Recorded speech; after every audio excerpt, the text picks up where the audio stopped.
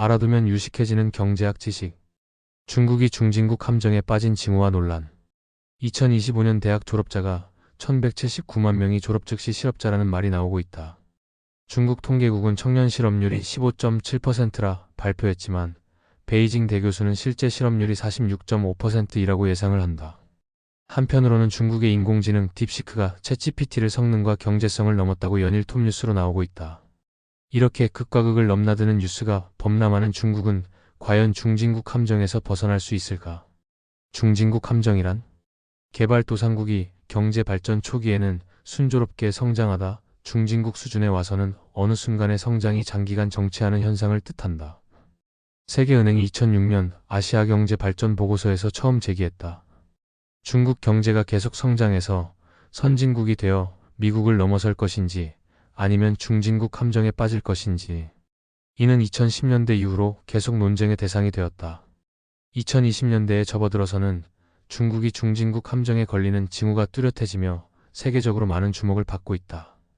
2015년까지만 해도 패권적 중화 사상을 지닌 중국의 관변학자들이나 환구시보, CCTV 같은 중국의 관영 언론은 중국의 중진국 함정에 무게를 두는 연구가 발표되면 중국의 부상에 대한 질투나 서방의 반중 정서로 치부하며 즉각 반박하였다.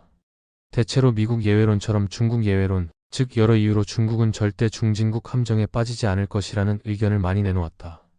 그러나 결국 2015년 러우지웨이 중국 재정부 부장이 4월 초 한 포럼에서 향후 5에서 10년 이내에 중국이 중진국의 함정에 빠질 확률은 50% 이상이라고 시인하면서 중국 최고 지휘부도 중국 경제의 현실적 위협으로 인식하는 것으로 드러났다.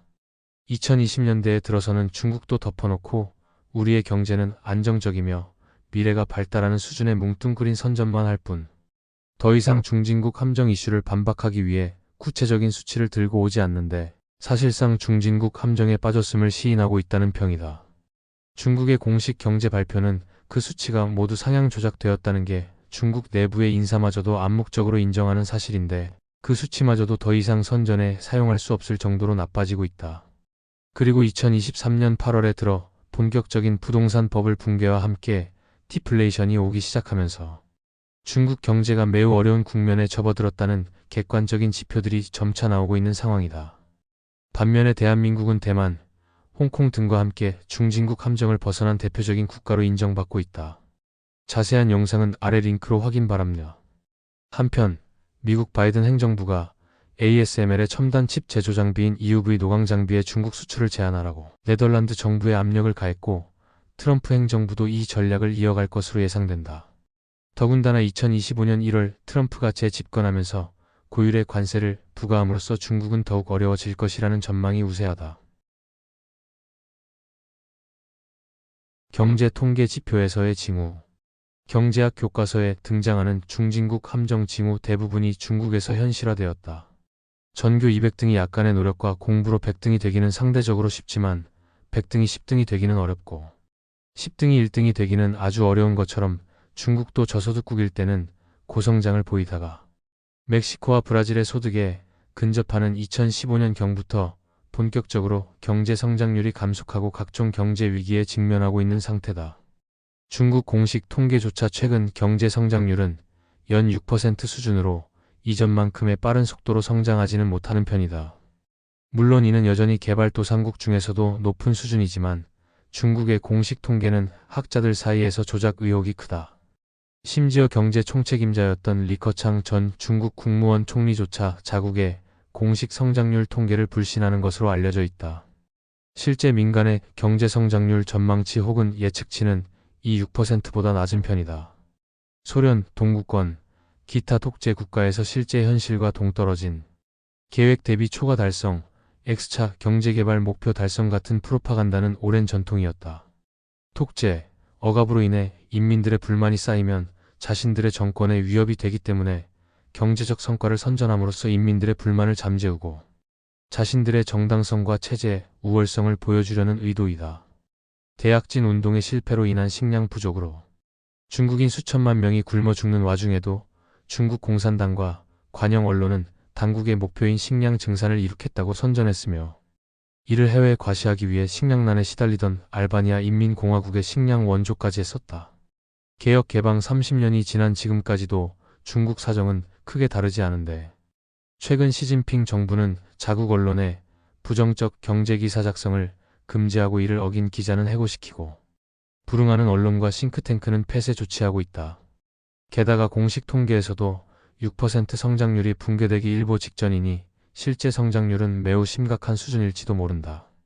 결국 2022년 제로 코로나 정책에 의거한 도시 단위 봉쇄가 이어지며 중국의 경제 성장률은 2021년에 8.1%에서 크게 하락한 3.2%에 그쳤고 2023년에도 4.4%에 불과할 것으로 예상된다. 결국 개발도상국들의 평균 성장률인 4% 언저리에 정착할 것으로 보이며 2010년대까지 이어지던 폭풍 성장은 큰 변수가 없는 이상 부활하기 힘들 것이다.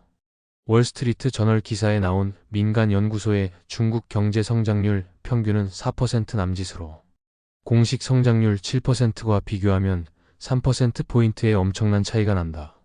선진국인 한국의 연 성장률이 3% 안팎 수준인데 만약 민간 연구소의 예측이 맞다고 가정하면 현재 중국은 비슷한 소득시기 동아시아 선발국들과 비교해 성장률이 현저히 낮은 것이다.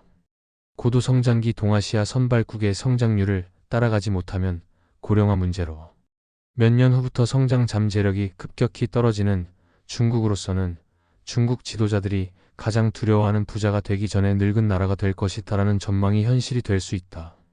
당장 일본, 한국, 대만, 홍콩, 마카오와 싱가포르는 고도 성장기의 성장률을 7% 이상 찍은 적이 있다. 괜히 아시아의 네 마리 용, 체코타 삼각지대라는 단어가 나온 게 아니다. 현재 중국 소득 구매력 기준 1만 2천에서 1만 3천 달러 구간에서 중진국이 선진국의 최소 탈출 속도는 과거 일본이나 신흥공업국인 IES의 선례를 보자면 각국 평균인 최소 7%는 되어야 중진국 함정을 탈출할 수 있지만 만약 중국의 실질 성장률이 4%라면 탈출 임계점을 넘지 못하고 중진국 함정에 빠질 수 있다. 제조업 경쟁력 상실 문제. 중국 제조업체들의 생산 비용이 큰 폭으로 증가한 것은 단순한 인건비 상승만의 문제가 아니다. 높은 자금 조달 비용, 납세 부담, 부동산 임대료 폭등 등의 문제점들이 복합적으로 반영된 결과로 최근 중국 기업조차 저임금 생산지를 찾아 베트남이나 인도 같은 국가에 투자하고 있으며 고부가 가치 제조업은 기존 선진국인 일본, 한국, 대만, 홍콩, 싱가포르에 집중되어 있다. 중국 기업이 이러니 외국 기업의 차이나 엑소더스는 벌써 현실화되었다. 중화권에서 재신이라 불리는 리카싱의 청쿵그룹은 발빠르게 중국에서 철수했다. 최근 중국에 투자하는 국외 대기업은 제너럴 모터스, 폭스바겐 같은 내수 주력 업종이거나 중국 공장을 베트남으로 슬금슬금 옮기다가 중국 정부의 협박으로 울며 겨자 먹기로 중국의 반도체 공장을 세운 삼성전자 같은 기업 정도이다. 중국 최대 증권사인 국태군안이 발표한 중국 제조업 생산 비용 지수는 직접 경쟁국인 멕시코, 동남아, 인도와 비교해서 이미 경쟁력을 상실했다. 기업의 각종 납세 부담 조세, 준조세는 경쟁 상대국인 태국 같은 나라는 고사하고 중도좌파 올랑드 대통령이 연금 축소에 나서야 할 정도로 문제가 심각한 프랑스보다 높다. 당연히 기업의 이익이 증가할 수 없다. 개혁 개방 이래 저임금 노동력, 해외 자본의 집약적 투자로 비약적 성장을 이뤘으나 현재 요소 투입 성장 전략은 한계에 이르렀다. 노동력, 자본의 양 요소 중 노동력 투입의 경우 루이스 전환점을 통과할 것으로 예측된다. 루이스 전환점이란 1979년 노벨 경제학상 수상자 아서 루이스가 제시한 개념이다. 일반적으로 개발도상국에선 농촌의 잉여 노동력이 도시로 유입되면서 공업화를 이루는데 어느 순간 농촌 잉여 노동력이 고갈되면서 자연히 임금이 상승하고 성장률이 떨어지기 시작한다. 이 시점을 루이스 전환점 혹은 루이스 변곡점이라 부른다. 즉, 중국은 더 이상 농촌에서 도시로 뽑아갈 저임금 노동력이 고갈되기 시작했다는 것으로 노동 요소 투입에 의한 경제 성장이 곧 끝날 것이라는 것이다. 이와 더불어 자본의 생산성도 한계에 달해 자본 투입형 성장 전략은 더 이상 유효하지 못한 상황이다. 일단 이 경제 성장에 필요한 투자 규모인 한계 자본 개수가 급격히 상승해서 투자 효율성이 지속 저하되고 있다.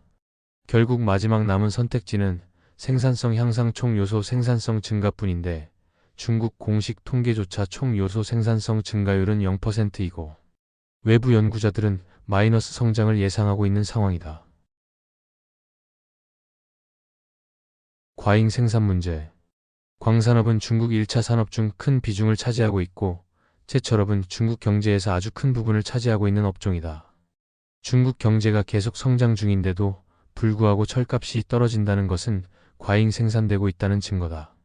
비단 제철뿐만 아니라 중국의 광공업 대부분이 수요를 아득하게 초과한 과잉 생산 상태이지만 생산량 감축이나 구조조정 같은 근본적인 개선 없이 만성 적자 상태에서 계속 굴러가고 있다. 상당수 대기업들이 정부의 통제하에 있는 국영기업, 지방공기업들이라서 정치적인 이해관계 때문에 생산을 줄일 수가 없다. 국영기업의 실적 하락은 이들을 통제하는 관료들이 타격을 받는다는 의미이기 때문이다. 게다가 중국 공산당은 대규모 정리해고가 심각한 민심 이반을 불러올 것이라는 우려도 가지고 있다. 이 때문에 시진핑 주석이나 정권 최고위층에선 국영기업 개혁을 몇 년째 계속 부르짖고 있지만 구호로만 그칠 뿐, 실제로는 재정 위기에 빠진 사기업을 국유화하는 등 오히려 국영기업의 비중이 커지고 있다. 과잉 생산과 국영기업의 부채 문제는 중국 정부도 심각성을 잘 알고 있다. 그래서 2010년대 초반부터 공식적으로는 국영기업 개혁과 고부가가치 산업으로의 전환 같은 목표를 내걸고 있다. 하지만 국영기업의 과도한 부채를 줄이라면서 돈줄을 조였다가 몇 달 지나서 성장률이 떨어지는 걸로 나오면 다시 경기 부양책을 발표하면서 돈을 풀고, 외부에서 다시 부채 문제를 비판하면 다시 돈줄을 조이는 식으로 계속 오락가락하고 있다. 그리고 이 와중에 계속 과잉 생산된 물자를 어떻게든 소비하기 위해서 대규모 국책 프로젝트를 연달아서 밀어붙이고 있다. 아스트랄할 정도로 규모가 거대한 서부 대개발이나 1대1로도 이런 측면이 분명히 있다. 문제는 이 과정에서 경제성이나 환경 파괴 같은 건 무시하고 막무가내로 밀어붙이는 경우가 많다는 것이다. 대표적으로 어느새 25,000km가 넘은 고속철도 건설과 대규모 신도시 개발이다. 분명히 거대한 중국 대륙의 크기와 과밀 인구, 심각한 주택난을 고려하면 신도시 개발과 고속철도 건설은 필요한 사업이다. 하지만 확실한 수요 예측, 수지 타산 조사 없이 막무가내로 밀어붙인 결과 현재 중국의 고속철도는 무려 25,000km에 달하지만 대부분의 노선이 공기수송으로 중국철로 총 공사는 무려 820조의 부채를 안게 되었고, 현재는 원금은커녕 이자도 갚기 힘든 상황이다. 이런데도 운임 인상, 노선 감축, 구조조정 등의 자구책은 없고 2030년까지 고속철도 노선을 3만 km까지 확대한다는 계획 아래 추가 건설을 진행하고 있다. 신도시 개발도 마찬가지로 일단 과잉 생산된 철과 시멘트를 어떻게든 처리해야 한다는 목표 아래 마구잡이로 짓다 보니 중국 전역에 수십 개의 유령 도시가 생겨났다. 이러면 당장은 건설 경제 수요가 생기겠지만 경제학 전공자가 아니라도 알아챌 정도의 미봉책이다. 필요 이상의 인프라를 지으면 당연히 수익은 그만큼 나지 않고 이는 오롯이 빚이 된다. 그럼에도 중국 각 지역의 당국으로서는 실적이 떨어졌다간 당장 본인 목이 날아가기 때문에 일단 당장 눈에 보이는 GDP만 올리는 게 급한 상황이다. 즉 폭탄 돌리기에 가까운 상황인 것이다. 특히 2010년도에서는 태양광 모듈의 과잉 생산으로 전 세계 시장을 교란시키고 있으며 2024년에는 2차 전지와 전기차의 과잉 생산으로 우리나라도 큰 피해를 보고 있다. 지나치게 낮은 내수 비중.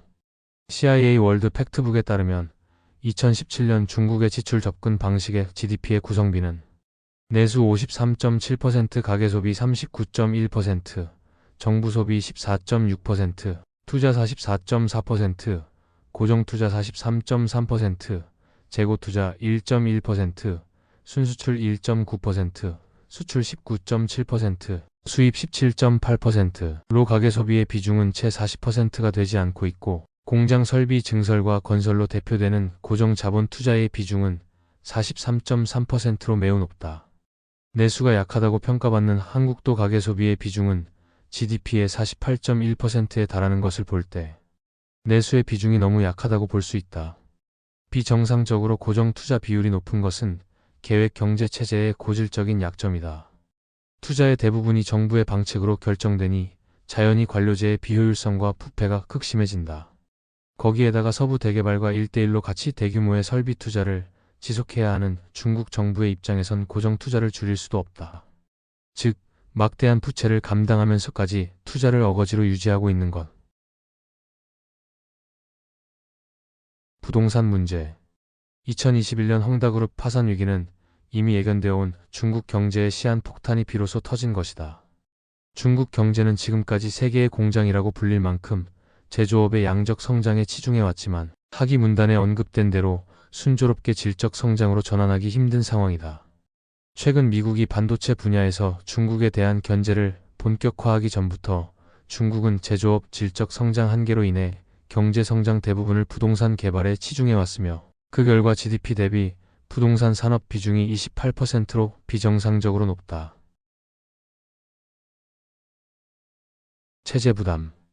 통상 민주 국가에서는 언론, 수사기관 등에 의해 권력형 비리가 탄로나면 선출직인 경우 중도에 사퇴하거나 혹은 다음 선거에서 불출마하거나 설령 출마하더라도 당선되는 일은 거의 없다. 임명직인 경우 역시 마찬가지로 사임하거나 임면권자에 의해 해임되는 과정을 거친다. 반면 언론 및 표현의 자유가 없는 일당 독재 집단 지도 체제인 중국은 자오쯔양, 후에어방 전 총서기처럼 비리 행위의 유무와 상관없이 권력 투쟁에서 패배하고 실각하게 되면 반대파에 의해 적당한 죄목이 숙청 명분으로 관영 언론에 배포되고 선전된다. 공산권 국가의 정적 숙청에는 실체적 진실이나 증거재판주의와 같은 개념이 적용되지 않기 때문에 설사 오점이 없더라도 적당히 만들어내면 그만이다. 민주국가에서는 죄가오를 지으면 권력을 잃지만 여느 독재 국가가 그렇듯 공산 독재 중국에서는 반대로 권력을 잃으면 죄가오가 생겨난다. 즉 힘이 곧 정의이며 사실상 부정부패가 만연한 중국 현실에서 권력만 유지한다면 부패는 큰 문제가 되지 않는 반면 실각 리스크는 생사를 가를 정도로 크다. 따라서 시진핑계와 장쩌민계의 권력 갈등이나 리커창 총리의 생전에 경제정책 노선을 둘러싼 시진핑과 리커창의 갈등이 보여주듯 반대파에게 공격의 빌미가 될 수 있는 실정. 경제 성장률 추락, 실업 증가는 무슨 일이 있더라도 막으려고 한다. 결국 현재를 위해 미래를 희생시키는 단기 실적주의가 팽배하고 부채 폭탄은 후임자에게 넘기고 내 임기만 아니면 된다나 트인 마이 텀식 논리가 작동될 수 있는 최적의 토대가 마련된 것이다. 특히 2018년 6월 후난성 최대 현급 도시인 레이양시 정부가 수익성을 무시하고 막대한 차입으로 방만하게 각종 인프라에 투자하다가 재정 수지 악화로 공무원 월급이 체불되는 중국 사상 초유의 일이 발생했는데 정도의 차이는 있을지언정 중국 다른 도시들의 사정도 크게 다르지 않다.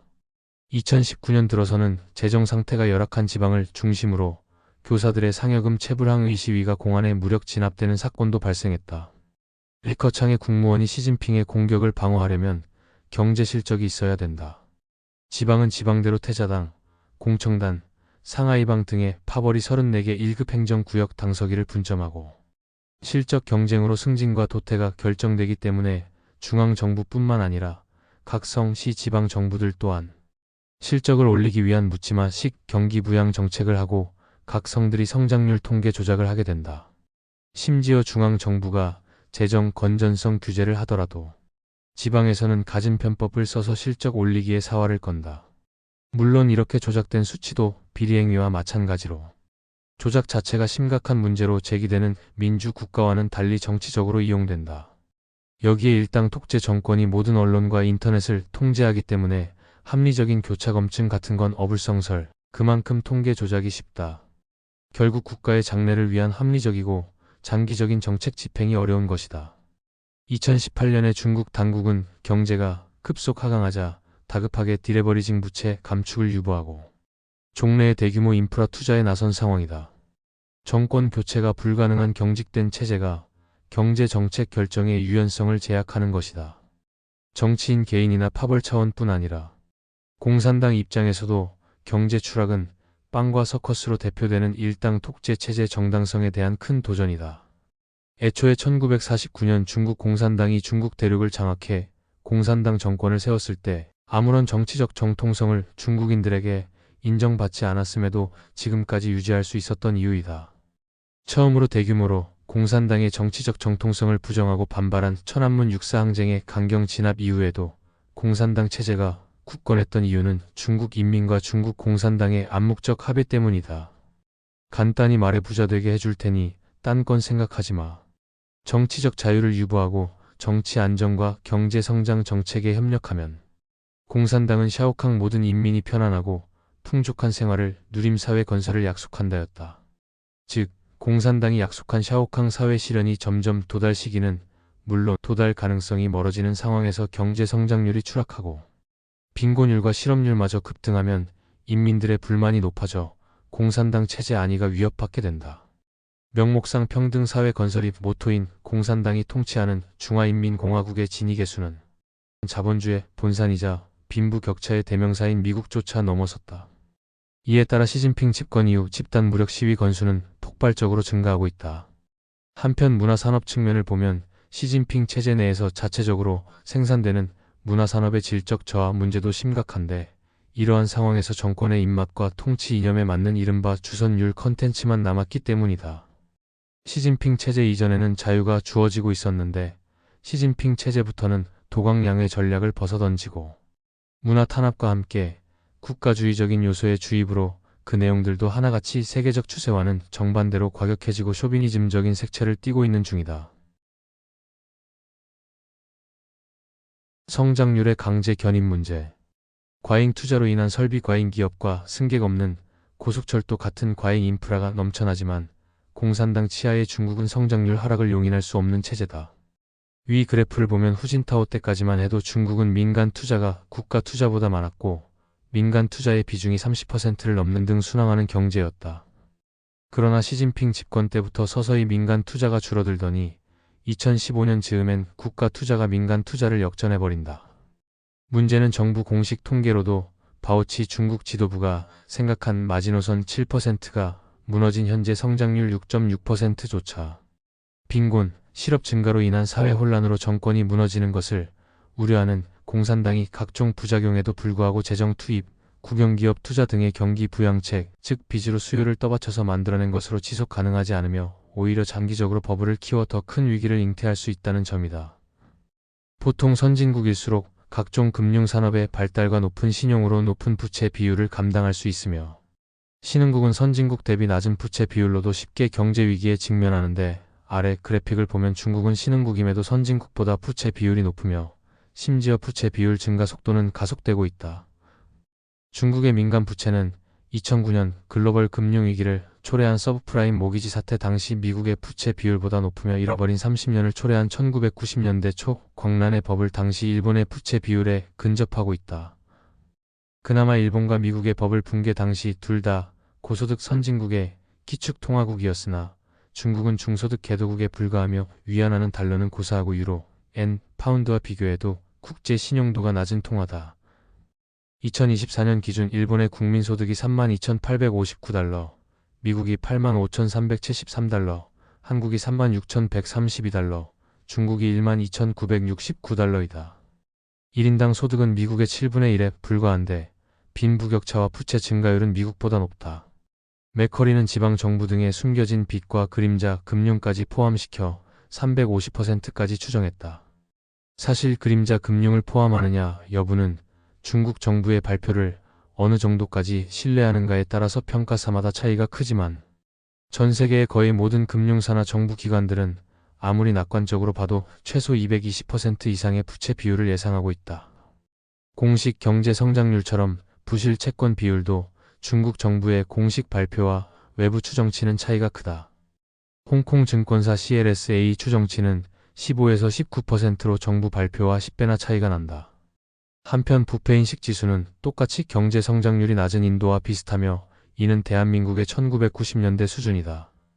심지어 이 수치조차도 정확할지 미지수인데 앞서 나왔듯 모든 걸 은폐하는 독재 국가 특성상 부정부패를 견제할 요소가 전혀 없으며 부정부패는 나쁜 거다라는 원론적인 발언은 일단 하지만 정작 국가 차원에서 행동으로 보여준 진짜 부정부패 적발 노력이 없다 보니 통계에 잡히지도 않는 부정부패가 지나치게 많을 수밖에 없는 상황이다. 이런 상황에서 선진국 진입은 요원해 보인다. 낮은 인적 자본 수준.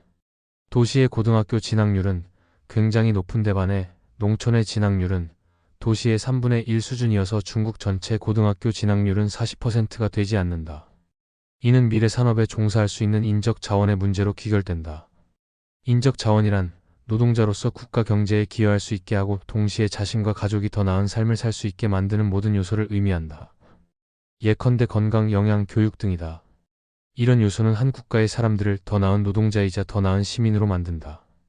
국가가 중진국 함정에 빠지지 않으려면 풍부한 인적 자원이 필요하다. 인적 자원과 국가 경제 성장이 비례하는 것은 명백한 사실이다.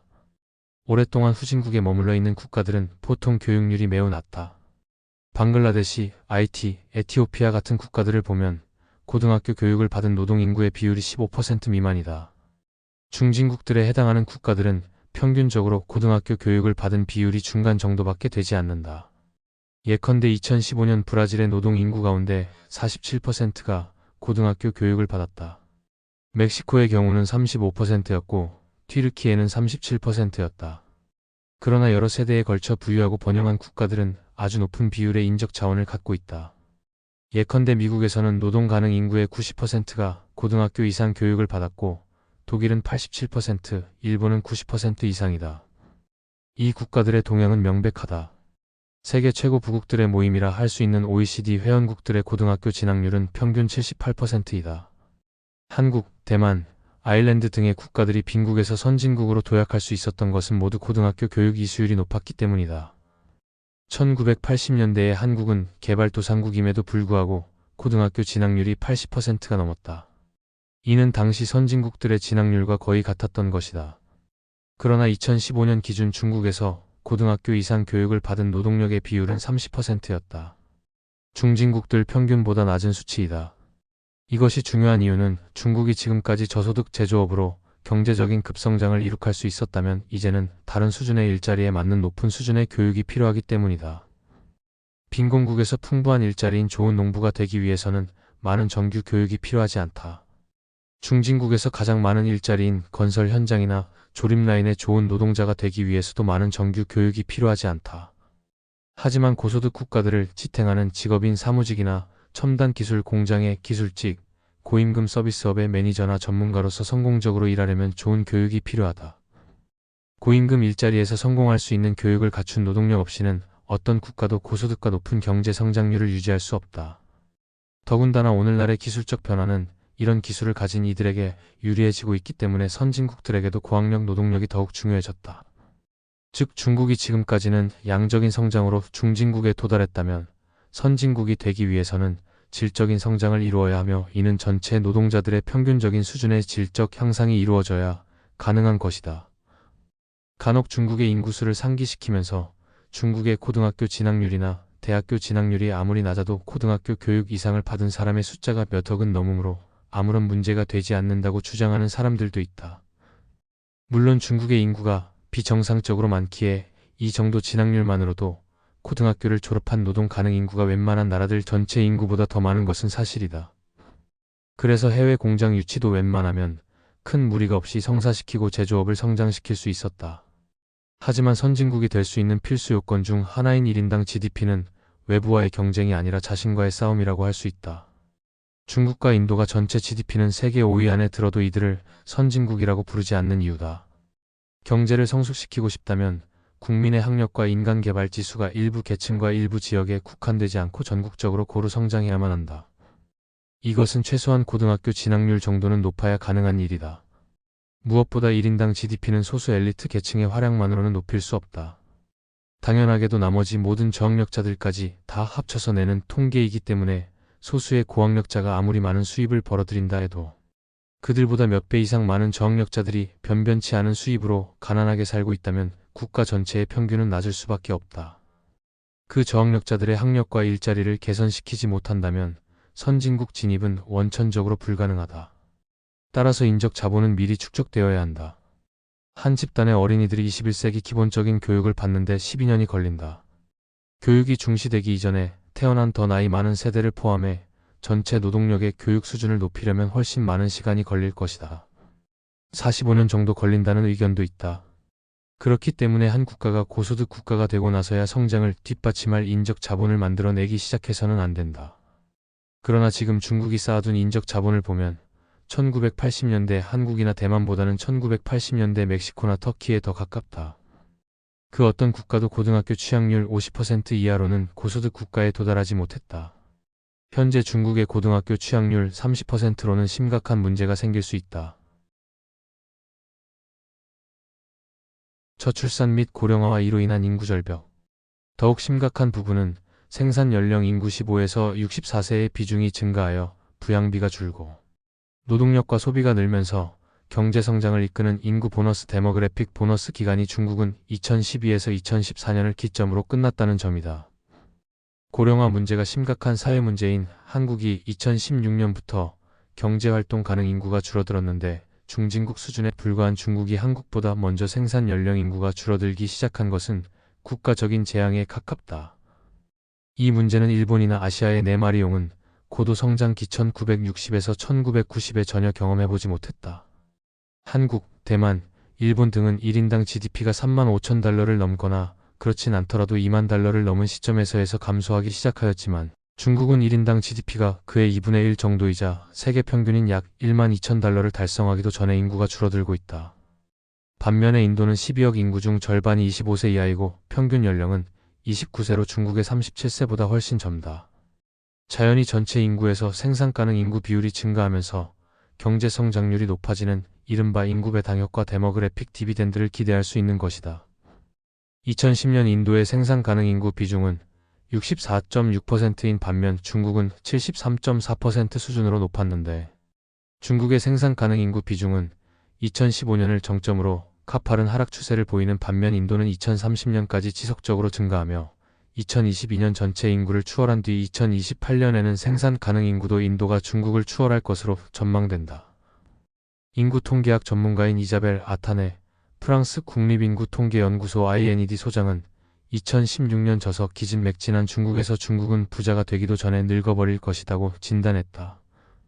성장률 둔화와 소득 불평등, 부채 문제 등 중국 경제가 안고 있는 과제들이 많지만 그중 가장 큰 도전 과제는 인구 고령화로 이를 해결하지 않고서는 미국을 따돌리고 진정한 패권 국가가 되겠다는 꿈은 실현 불가능하다는 지적이다. GDP 조작 논란. 중국의 리커창 총리가 지난 2007년 중국의 국내 총생산 GDP 등 경제 지표는 믿을 수 없다고 말한 내용이 위키리크스가 공개한 미국 국무부 외교 전문을 통해 알려졌다. 6일 로이터 통신과 월스트리트 저널 등 외신은 전문을 인용해 당시 랴오닝성 당석이었던 리 부총리가 2007년 3월 12일 베이징에서 클라크 렌트 당시 중국 주재 미국 대사와 만찬을 가졌으며 이 자리에서 랴오닝성의 경제 상황에 대해 대화를 나눴다고 전했다. 이 자리에서 리 부총리는 랴오닝성 경제의 당면 과제는 국영 기업 운영의 실패로 늘어난 실업자 문제로 이를 해결하는 데 집중하고 있다고 밝히는 한편 지난해 10% 증가한 전력 소비량, 열차 화물량, 은행 대출액 3가지는 과세 절차가 확실해 비교적 정확하게 경제 성장 속도를 측정할 수 있는 근거라고 말했다. 하지만 그는 특히 GDP를 비롯한 다른 지표들의 경우는 인위적으로 조작이 가능해 믿을 수 없다면서 단지 참고용일 뿐이라고 말하며 미소를 지었다고 주중 미국 대사관에 그의 3월 19일 전문은 기록했다. 전문가들은 중국 경제 통계의 신뢰성이 낮으며 특히 높은 경제 성장률로 업적을 과시해 승진하려는 지방정부 지도자들 때문에 지방정부의 경제 통계는 더욱 믿기 어렵다고 지적해왔다. 때문에 중국 국가통계국이 집계에 발표하는 국가 전체 GDP는 지방정부의 GDP 발표를 반영하지 않는다. 실제로 대부분의 중국 각 성이 전국 평균치를 상회하는 GDP 수치를 내놓고 있다. 리 부총리는 이후에도 공식 석상에서 정확한 경제지표 수집의 중요성을 수차례 강조해왔다. 그는 2009년에도 통계 자료는 안정적이고 빠른 경제 성장을 장기적으로 보장하는 토대로 그 품질의 생사가 달린 것이라면서 국가 경제활동 자료가 정확히 집계되어야 함을 역설했다. 중국의 전망. 중국이 중간소득국가 함정에 빠져들고 있다. 중국은 중진국 함정을 벗어나기 매우 힘들다. 그리고 중국 공산당과 시진핑도 그걸 알고 있어 2020년대 쌍순환과 공동부유론 등을 정책으로 내걸어 중진국 함정 극복을 위한 중산층 강화 및 최빈층의 구매력 상승을 꾀하고 있다. 하지만 아직 가시적인 성과를 내기도 전에 잡음이 나오는 실정이다. 중국 경제의 잠재된 문제점이 가시화되면서 향후 전망이 불투명해지고 있다. 2020년 기준 중국의 세계은행 아틀라스 환산 방식 1인당 GNI는 1610달러로 고소득 국가의 커트라인인 12696달러에는 미치지 못하고 있다. 그리고 한국은행에서 인플레이션을 감안하면 한국의 80년도나 다름없는 1만 달러 수준인 지금부터 2035년까지 고작 연간 3% 후반 성장한다고 발표하면서 중진국 함정을 기정사실화했다. 중국이 중진국 함정에서 탈출하기 위한 열쇠는 지금까지의 제조업, 양적 성장에서 질적 성장으로의 성공적 전환에 달려 있는데 현재까지 보여온 중국 경제의 모습은 그와는 거리가 멀다. 중국은 1997년 바오바, 즉 8% 경제 성장률을 지킨다는 의미의 바오바 정책을 내놓고 고성장 드라이브를 걸어왔는데 이런 명목 수치 달성을 위해 제조업 질적 성장 전환보다 상대적으로 손쉬운 부동산 개발을 통한 성장에 매진해왔다. 그리고 그 부작용이 2021년 헝다그룹 파산 위기를 불러왔다. 그 노벨 경제학상 수상자인 폴 크루그먼은 중국이 일본의 뒤를 이을 것인가라는 질문을 제기하고 1990년대 일본과 현재의 중국이 비슷한 점이 많다고 지적했다. 중국 경제도 소비 수요가 너무 적고 지나치게 과열된 부동산 부문에 의해 지탱되며 노동 인구가 줄어들고 있다는 것이다. 1990년대 일본과 달리 중국 경제는 첨단 기술에 의해 뒷받침되고 있어 생산성 증가가 빠르게 이뤄질 수도 있으나 많은 신흥 경제국들이 경험하는 중산층 함정에 빠져 성장이 정체될 수 있다는 우려가 있다고 크루그먼은 강조했다. 원래 중진국 함정은 탈출에 성공한 국가를 손으로 꼽을 만큼 특별한 상황이 아닌 이상해야 개도국에게 일반적인 현상이다. 2008년 세계은행이 중진국 함정을 처음 거론하며 함께 발간한 보고서에서 제2차 세계대전 이후 개도국에서 공식적으로 중진국 함정을 극복하고 선진국에 도달했다고 인정한 국가 및 지역은 한국, 적도, 기니, 그리스, 홍콩, 마카오, 아일랜드, 이스라엘, 일본, 모리셔스, 포르투갈, 푸에르토리코, 싱가포르, 스페인, 대만 14개였다. 그리고 이 중에 적도 기니는 2008년에 잠깐 2만 달러대 중반을 기록했다가 이후로 1인당 GDP가 감소해 1만 달러 미만으로 떨어졌고 현재는 이마저도 더 하락하여 6천 달러대로 하락하였다.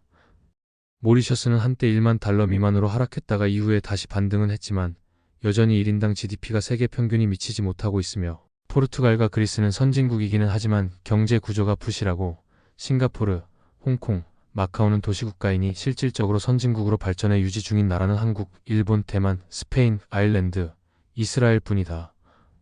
그리고 중국은 이례적이기는커녕 매우 전형적인 중진국 함정의 징후를 보이고 있다.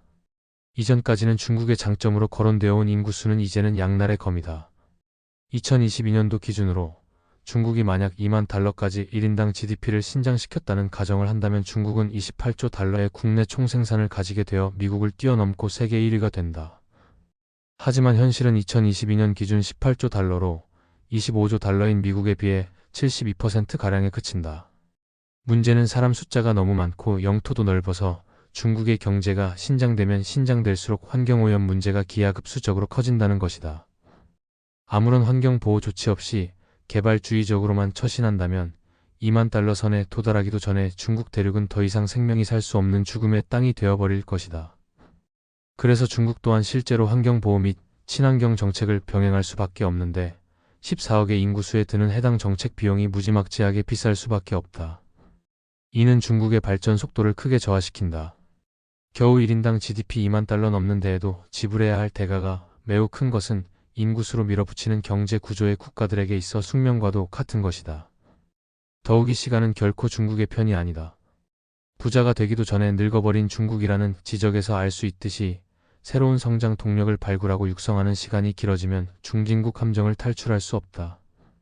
즉 정부 주도의 성장 동력 육성은 인구 비례만큼의 성장 동력이 필요하지 않은 국가에서나 가능한 방법이다. 혁신 기업의 산실인 미국조차 수없이 많은 기업들이 창업과 폐업을 반복하며 생존 경쟁을 반복하고 있는데 정부 주도로 미국보다 몇 배나 많은 혁신 기업을 최대한 단기간에 성장해야만 되는 현실이기 때문에 암울하다.